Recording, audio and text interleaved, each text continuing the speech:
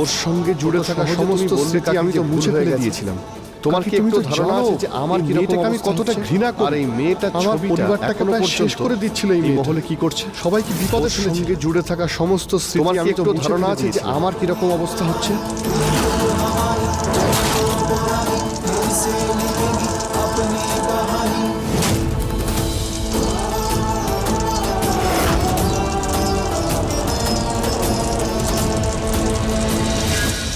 আরে কি করছো তুমি? কি করছিলে তুমি এটা? এক্ষুনি তোমার হাতটা পুড়ে যেত আবির। পুড়ে গেলে ভালোই হতো। এই মেয়েটা আমার জীবনটাকে পুড়িয়ে ছাই করে দিয়েছে, সবকিছু শেষ করে দিয়েছে। ও আমাকে যা কষ্ট দিয়েছে তার কাছে এই পুড়ে যাওয়াটা কিছুই না।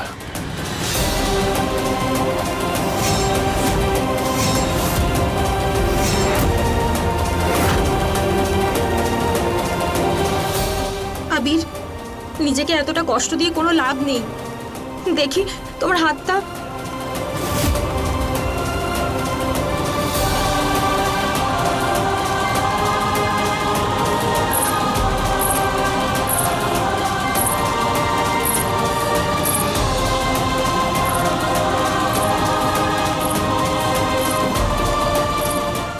এই নুপুরের আওয়াজ তো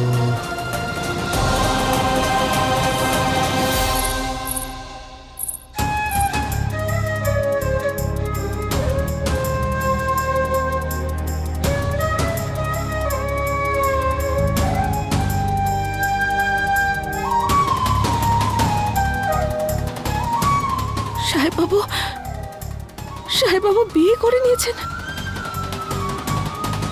আর এখন ওনার সন্তান হতে চলেছে। এত কিছু কবে হয়ে গেল? এত তাড়াতাড়ি ভুলে গেলেন আমাকে।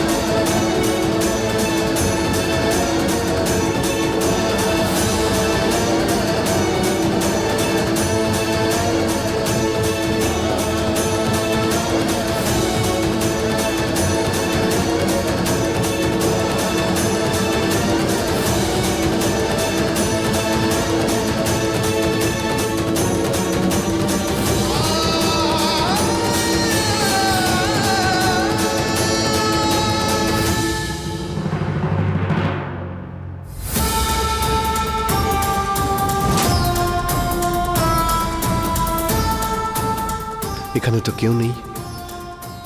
মনে হচ্ছে আমি ভুল ভাবছি।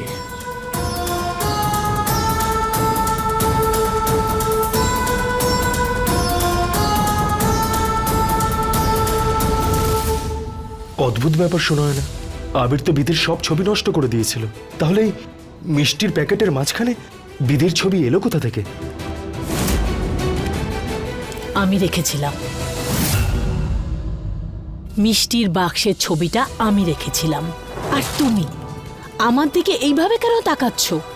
আমি একজন মা, আর তুমি বলো না আবির বাবাকে এগিয়ে যেতে, বিয়ে করতে আর বাবা হতে কি করে দেখতে পারি, যেখানে আমার ছেলের কপালে সেটা নেই। তো সেই জন্যেই রণে ভঙ্গ দেওয়ার কাজটা আমিই করেছি।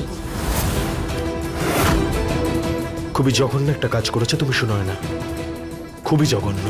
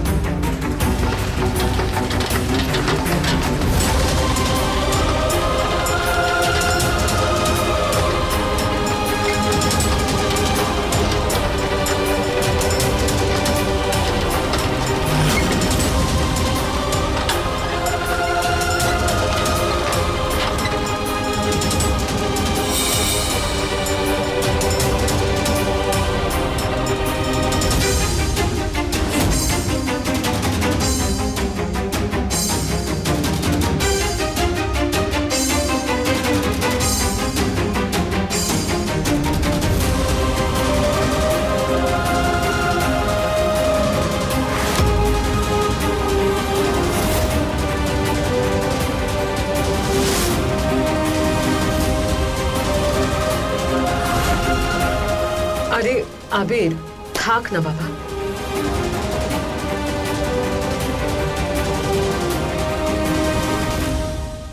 বাহ আবির দাদা, বাহ। কাটা গায়ে নুন কিভাবে দেয় তোমার থেকেই শেখা উচিত। তুমি তো জুতো এমন ভাবে পড়াচ্ছ ওনাকে যেন উনি এটা পরেই হাঁটতে শুরু করবেন। আরে, যে চোখে দেখতে পায় না তার জন্য যদি সিনেমার টিকিট কেনা হয় তাহলে তাকে অপমান করা হয়। দেখো নিশান, হয়তো তুমি ভুলে গেছো, কিন্তু আমার ভালো মতো মনে আছে যে আমার মায়ের সাজগোজের জন্যই আমার মাকে সবাই বেশি চেনে। মায়ের যদি শাড়ির পিনটাও এদিক ওদিকে সরে যায়, সেটাও মায়ের অপছন্দ। তাই মাকে আমি এইভাবে জুতো ছাড়া কি করে রাখতে পারি? বৌদি, পুজো শেষ হতে চলেছে, তুমিও গিয়ে তোমার বৌমাকে ভালো করে আশীর্বাদ করে এসো, যাও। হ্যাঁ, এসো মা, আমার কাছে এখানে এসো।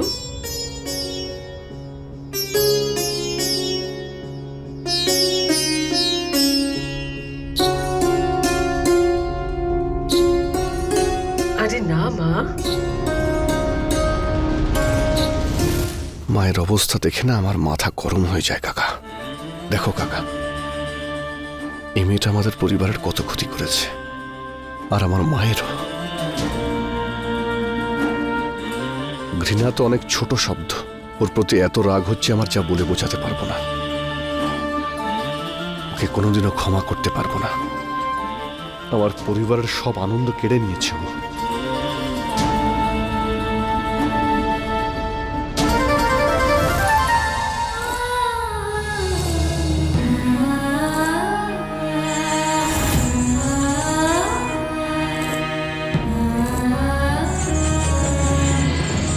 কি হলো, চমকে গেলে?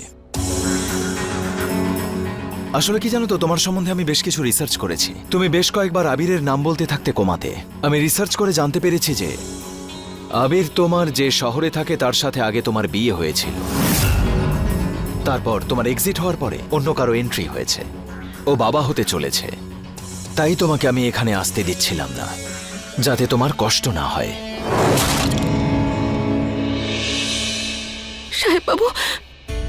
সাহেববাবু আমাকে ঘৃণা করেন, কারণ ওনার মনে হয় যে ঠাকুরদা মশাইয়ের মৃত্যু আমার জন্য হয়েছে, কিন্তু এরকমটা নয়। এটা সেই আবির না যে তোমায় গুলি করার আগে একবারও ভাবেনি?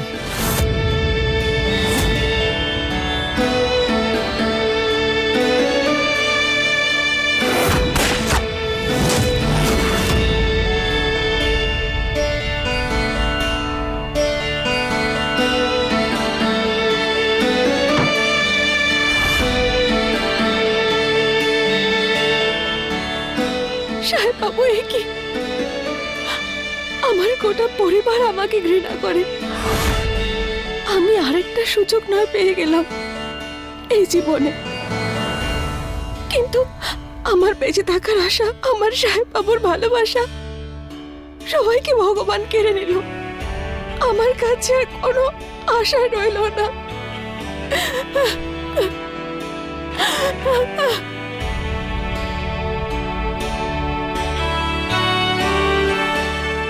শুধু ভালোবাসার জন্য বেঁচে ছিলে তুমি, আর কোনো কারণ নেই বেঁচে থাকার?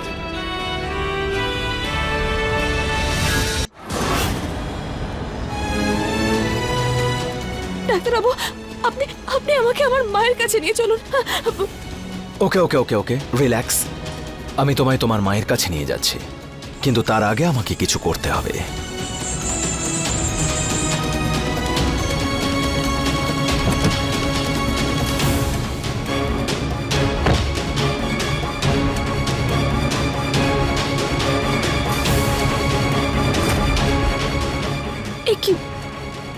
এইসব কি?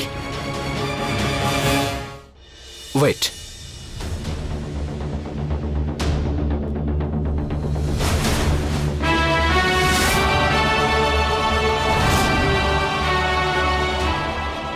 এটাই হলো তোমার সুরক্ষা কবচ। যে বিধি মৃত ভেবে আবির এখনো তোমাকে এত ঘৃণা করে, সে যখন জানতে পারবে তুমি বেঁচে আছো, জানি না কি করবে। এই রিস্ক আমি নিতে পারবো না। দ্বিতীয়বার 7 মাসের জন্য তোমার চিকিৎসা করার ধৈর্য নেই আমার। চলো।